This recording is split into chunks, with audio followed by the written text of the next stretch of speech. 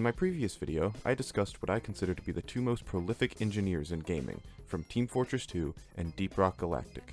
I make the point that these two buildermen embody the name that they share. They define what being an engineer is for themselves, not basing it off of any predetermined template. But what happens when an engineer doesn't have a concrete idea of who they are, and instead lets their identity be built around their peers? A copycat. A fraud. What happens when someone lets their label define themselves, rather than establishing their own separate persona? What you get is someone who isn't an engineer.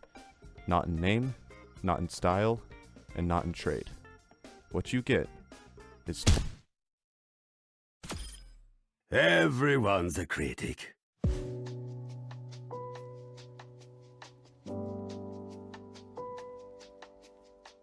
Torbjorn is one of several classes in Blizzard's 2016 competitive shooter, Overwatch, as well as its 2022 sequel, Overwatch 2.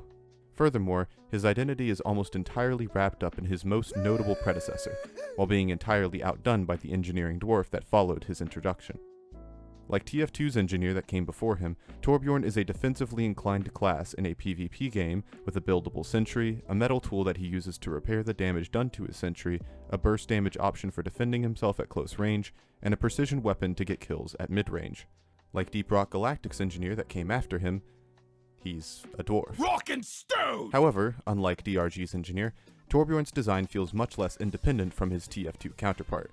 Most of the time he feels like a missed opportunity, an inferior copy of a playstyle done much better in other games. No part of Torb's design exemplifies this better than his sentry. Setting up Torbjorn's turret is very fast, only taking 3 seconds of building time. However, its firing speed is exceptionally slow, leading to the DPS being pitiful.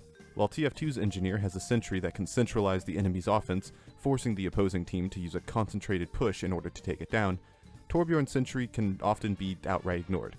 It's just kind of there. You can walk directly in front of this sentry and destroy it before it even has a chance to kill you. During an enemy team's push, a Torbjorn sentry is usually an afterthought or a distraction.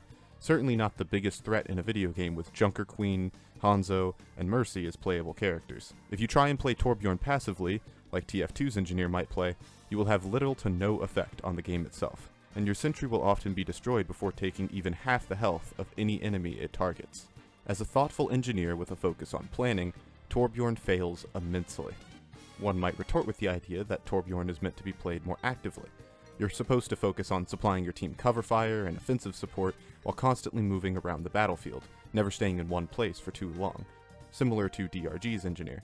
After all, Torb's sentry isn't upgradable, making it less of a time commitment and more disposable. It's also not restricted by metal or ammo, simply having an 8-second cooldown upon destruction. Your sentry is disposable, so you should logically use it to lock down areas and assist your team in picking off the enemies one by one. This is how most competitive Torbjorns choose to operate, and is certainly the more optimal way to play the character. However, even in this role, Torbjorn's job is outclassed by another character in the same game, Symmetra, who can accomplish the same job, more or less, more efficiently and effectively. She has access to not one, not two, but 3 smaller sentries that can stick to walls, be stacked on top of each other, do continuous beam damage rather than hit scan, can be placed from a distance, are more difficult to take care of because of their size and numbers, can highlight players through walls, and do more damage than Torbjorn's sentry when combined with each other. Furthermore, her primary and secondary fire coordinate better with her sentries than Torbjorn's does with his. They allow her burst damage at short and mid-range, while also giving her access to a continuous stream of damage similar to the one that her turrets offer. All of this, 25 less health. That is the only huge trade-off between the two characters. In the role as a mobile, offensive, area denial character, she's basically a straight upgrade over her wrench-wielding dwarf counterpart in most situations. What a sad state to be in. Torbjorn is essentially TF2's engineer while using the gunslinger, except his sentry is worse at killing enemies, and his firearm is also worse at killing enemies. Outclassed by his peers, he's an engineer who's failed to live up to the title, resulting in a copycat chasing the original. Every day he wakes up, hoping he can replicate more than a fraction of his predecessor's skill. But alas, Torbjorn is defined by his template, rather than defining that template for himself. It's ironic too. Out of the 3 characters with similar surface-level aesthetics and designs, only one of them has an actual name, something more than just his title. Despite this, he's the most derivative and bland of the three, as far as game design goes. TF2's engineer has a significant amount of depth found in his gameplay. Sentry positioning, how his dispensers and teleporters should be used, metal management, prioritizing care over the different buildings, all skills that have to be mastered to become a successful engineer. The depth in Torbjorn's gameplay ultimately comes down to how effective of a distraction you can be, and how well you can coordinate your support with the rest of your team. Not to say that there isn't skill involved in accomplishing that, but the returns are so low compared to other characters in the same game that it makes it feel almost fruitless to try and reach the character's already low skill ceiling. Not to mention, unlike his two fellow buildermen, Torbjorn doesn't have any unlockable weapons or upgrades that change his playstyle. Every time you pick him on the character select screen, you're stuck with the same exhausting gameplay.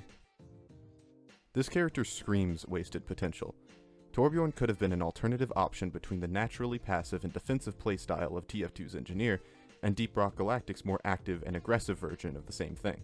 Imagine if you had abilities that allowed you to quickly alternate between offense and defense, making you one of the most versatile characters in the game regardless of the mode or the map. Engineers are supposed to be adaptable after all, so why not build your engineering character entirely around his skill to change depending on what the situation calls for?